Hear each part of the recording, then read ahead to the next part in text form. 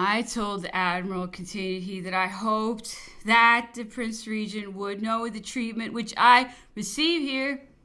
Admiral said that if I thought myself aggrieved, I ought to complain either to the Regent or to the ministers. I think it would be a degradation to me to complain to ministers who have treated me so ill, and who act from hatred. The admiral strove to excuse the governor, and declared that he knew it was the intention of the English government to treat me well, and that there must be some mistake or misconception which would be rectified. I told him that you English were great egoists, very fond of excusing each other and of praising your country and yourselves, but that to strangers everything was justifiable. I spoke to him about the detention of the French prisoners and the reception of the prisoners who had broken their parole, of which I had been accused. I explained that the English were the first to begin. Here Napoleon gave an explanation similar to that which appears in a preceding part of the work.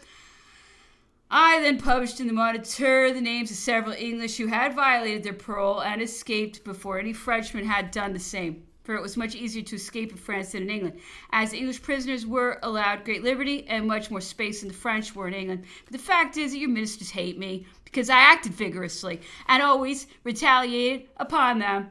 When they blockaded France, I blockaded England, and I always made reprisals which they had not been accustomed to under the feeble government of the Bourbons, whom they used to insult at their pleasure.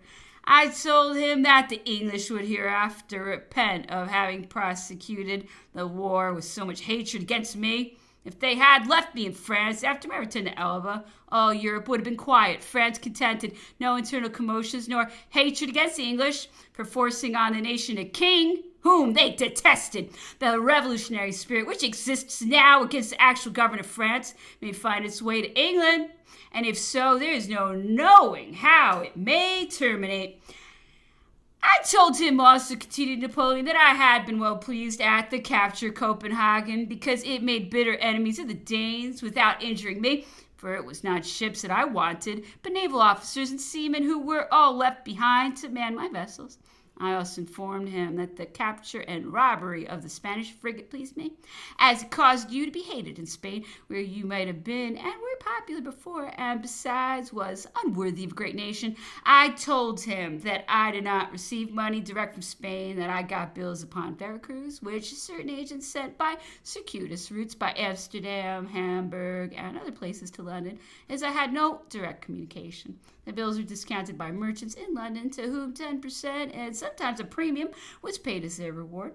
Bills were then given by them upon different bankers in Europe for the greatest part of the amount, and the remainder in gold, which last was brought over to France by the smugglers. Even for the equipping of my last expedition, a great part of the money was raised in London. I asked if he meant that after his return from Elba. He replied, yes, that last expedition. I told the admiral, continued Napoleon, that you had been the first violators of the Peace of Amiens, that your ministers, who boast so much of not having acknowledged me as emperor, were so conscious of themselves of having been the violators of the treaty that they offered through Lord Whitworth to give 30 millions of francs and to assist as much as lay in their power to make me king of France if I would consent to the English retaining Malta. I took the liberty of asking to whom the proposal had been made. To Malouet, who was minister to Louis a short time ago, replied the emperor. My answer to this offer was, tell Lord Whitworth that I will owe nothing to strangers or to their interference. If the French nation do not of themselves create me king, foreign influence shall never be employed by me to obtain it. The fact is that your ministers always deceive the people by false and artful representations, and are of the opinion expressed by the great Lord Chatham that if England acted towards France with justice for 24 hours, she would be ruined. The admiral, continued Napoleon, is very well informed about the history of the last years, is really an Englishman, and sticks up for his country whenever he can, but notwithstanding, he could not contradict several of the assertions I made to him, because they were so incontrovertible. He returned frequently to the proposed interview with the ambassador, which he is most desirous should take place. I am convinced that no good would arise from it. I wish, added he, that he should know my sentiments on these matters. I remarked that perhaps his refusing to see the ambassador might be construed into an insult to the British government and to the nation which he represented. Napoleon replied, "It cannot admit of such a construction. He is not sent as an ambassador to St. Helena. He was ambassador to Emperor of China, and at St. Helena can only appear in his private capacity. Consequently, there is no necessity for his being introduced by the governor. If he wants to see me, let him go to Bertrand without being accompanied by any of the governor's people. Then we will see about it. However, I think it would be better for both that it should not take place, for if I receive him, I must put on an appearance of cheerfulness and clothe my face with smiles, as it is contrary to my custom to receive any person otherwise. Then I must either be obliged to make complaints to a stranger of the barbarous treatment I receive here, which is lessening to the dignity and character of a man like me, or else I must furnish an opportunity to this governor to fill the ambassador's head with lies, and to make him observe that I am so well treated that I have made no complaints, that I want for nothing, that for me, on a tous les égards possible, and enable him to write home a bulletin of falsehoods with an appeal to the ambassador and proof of the truth of them, so that it would place me in an awkward dilemma, and one which it would be better to avoid." He was very anxious in his inquiries about Captain Meynell, who was very dangerously ill. General Montauban much better.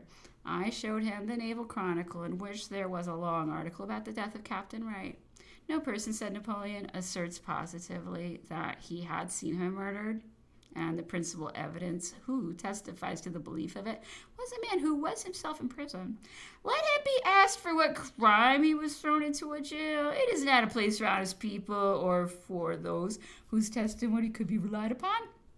If I had acted properly, I should have ordered Wright to be tried by a military commission as a spy and shot within 24 hours, which by the laws of war I was entitled to do. What would your ministers or even your parliament have done to a French captain that was discovered landing assassins in England to murder King George? If I had, in retaliation of the assassins sent to murder me, sent others to murder Blank and the Bourbon princes, what would have been done to the captain of the vessel who had landed them in England if he were taken? They would not have been so lenient as I was with Wright. They would have had him tried and executed sur le champ. 7th, Napoleon very particular in inquiring about Captain Meynell, whose death he observed would grieve him, as he had l'air d'un brave homme. Had some more conversation with him relative to the prisoners made at the commencement of the war. I said that I believed he had demanded that the ships as well as the prisoners made in them should be given up in exchange for those detained in France. He replied that he did not recollect that he had demanded the ships. The only reason, added he, that your government would give as a right for detaining them as prisoners was that they had always done so in preceding wars, and that it would be lessening to the dignity of the government to give them up or to consider as prisoners of war those who had been detained by me in France. To this I answered that they had always done so because they had to deal with imbeciles and people who know not how to act vigorously, and were afraid to retaliate. As to the exchange of prisoners, I offered to effect it in the following manner, viz. To send 3,000 men consisting of 2,000 Spaniards and Portuguese and 1,000 English to a certain place there to be exchanged for 3,000 French, and so on until all were exchanged. Your government would not consent to this, but required that all English should be exchanged first. though the others were your allies and were taken fighting by your side. As soon as the French prisoners in England heard of this proposal, they wrote over the strongest letters possible, protesting against and praying me not to consent to such terms, alleging that as soon as your ministers had got all the English prisoners, amounting, I believe, to 10,000, they would, under some pretext, break off the exchange. And that they, the French prisoners, who were already treated badly enough, would then be subjected to every species of brutality and ill treatment, as the English would no longer be afraid of reprisals. What I most regret, added he, and am most to blame for, is that during my reign I had not caused the English prisoners to be put on board of pontons and treated exactly as you treated mine in England. Indeed, I have given orders to have had it done, and to place them in ships in the Scheldt. De Craye's the Minister of Marine, though he hated you as much as any man could, opposed it on the ground of the expense and difficulty of effecting it and other reasons. There were numbers of reports also from your transport board testifying the good treatment which the prisoners enjoyed, which imposed upon me for a time. But as I found out from the prisoners themselves afterwards, they were filled with lies, like the reports that are sent from this island. I was also so much occupied with affairs of a much more important nature that I forgot it. I took the liberty of observing that I hoped he did not credit what he saw in Pierre's libel. No, replied Napoleon. I believe no exaggerated statement of the kind. I reasoned from the testimonies of the prisoners themselves and from the circumstances. In the first place, it was le comble du barbarie to put any prisoners, especially soldiers, in ships at all. Even sailors like to be on shore. I see that the admiral likes to live on shore, as well as every officer and seaman who can effect it. Man was born on shore. It was natural for him to like it. Your ministers said that they had not any fortresses to put them in. Then why not have exchanged or sent them to Scotland instead of massacring them in pontons? I am very sorry that I did not carry my intentions into execution, as in the event of a war 50 or 60 years hence between the two countries, it will be said, but even Napoleon suffered the English to put the French prisoners in pontons without having retaliated. My intentions were to have put all the milords and the principal prisoners in pontons, and to have made them undergo precisely the same treatment as that practiced upon my prisoners in the prison ships in England. This would have had the desired effect and would have been beneficial to both parties. For the complaints of my lords, to which I would have allowed every publicity to be given, would have produced such an outcry, such a sensation among you English, who were egoists, by making you feel yourselves that which you inflicted upon others, that your oligarchy would have been obliged to remove the French prisoners from the pontons, which would have been followed by a similar step on my part. I would have left the canaille in the fortresses, as they, poor devils, had nothing to do with the measures of your ministers, who indeed cared but little what they suffered. I would not, continued Napoleon, desire a better testimonial in my favor than that of the prisoners of different nations who have been in France. Many of your English sailors did not want to be exchanged. They did not wish to be sent again on board of their floating prisons. The Russians declared that they were much better than in their own country after they discovered that their heads were not to be cut off, which they at first had been persuaded to believe, and the Austrians would not have escaped, even if allowed. I told the admiral, continued he, that I hoped that